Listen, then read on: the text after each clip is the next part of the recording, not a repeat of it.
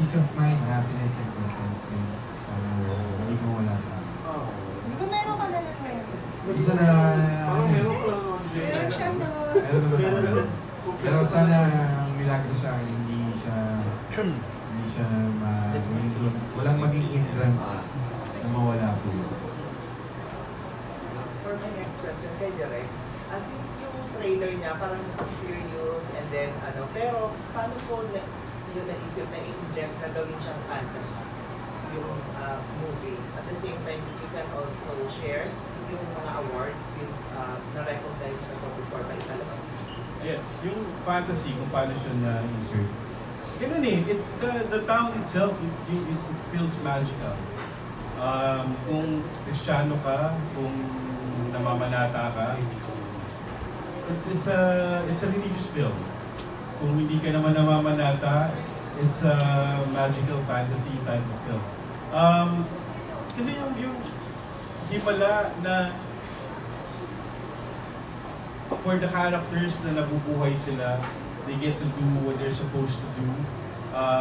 Si Beauty, yung naging si Christina, character ni Beauty, naging mission niya na buhayin muli yung namatay na kultura ng komedya sa Paki. Kasi they used to have that before. So sa pelikula na to, yun yung naging mission niya sa buhay na habang nandito siya sa mundo, habang magaling siya, habang maayos ang kanyang pakiramdam, nakakapaglakad siya, upwardly mobile siya, na gawin niyang mission na ituloy yung tradition ng komedya sa Paki because it was a thriving practice in Paki. So makikita, it's not just a fantasy film. Actually, it's more than a fantasy, it's just a sweet story, sweet film na puno-puno ng hope sana sa manonood dito. So, hope naman is not a fantasy, it's a reality for everybody. Sana na hindi mawala na hope, and I hope we keep on hoping at hindi mawala sa atin.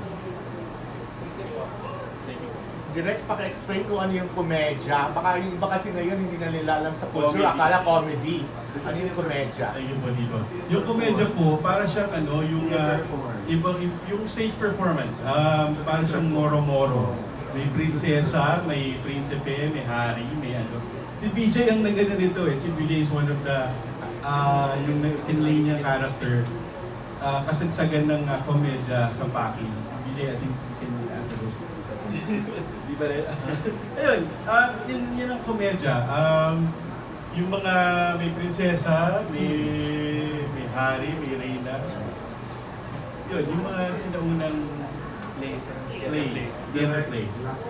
Sa mga pelikula kasabay mo, kanino ka mas pinakabahan? Sa Captain America o sa pelikula ni Marvel at Julie? Parang lahat sila gusto ko rin panunin eh. Parang, hindi ko na inisip po.